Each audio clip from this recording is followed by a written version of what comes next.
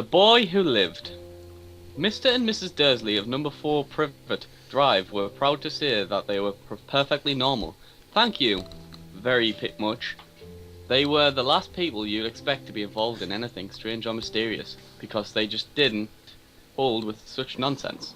Mr. Dursley was the director of a firm called Grunnings, which made drills. He was a big beefy man with hardly any neck, although he did have a very large moustache.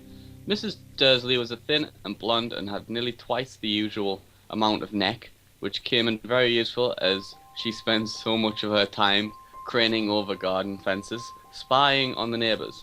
Also, she often sat on YouTube watching Wolfpack Games videos while flicking her bean listening to their beautiful northern accents and charm.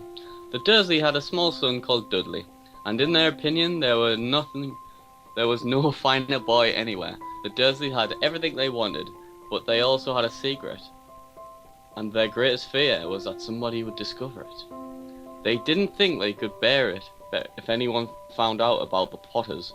Mrs. Potter was Mrs. Dursley's sister, but they haven't met for several years. In fact, Mrs. Dursley pretended she didn't have a sister because her sister and her good-for-nothing husband were as un-Dursleyish as it was possible to be.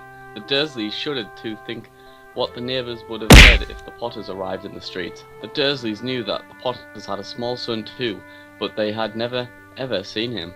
This boy was another good reason for keeping the Potters away. They didn't want Dudley mixing with a child like that.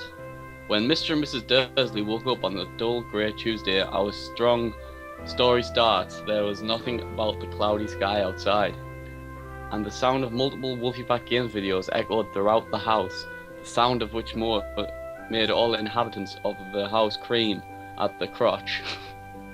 And who could blame them? Let's face it, WPG are sexy bastards sharply.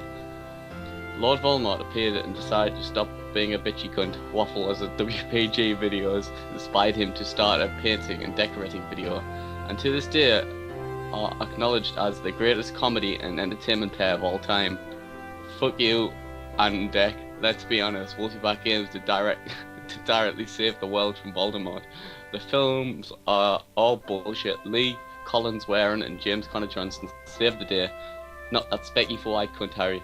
Because of their heroics, Lee, Connor and Hermione agreed to form a white chocolate Oreo. The end.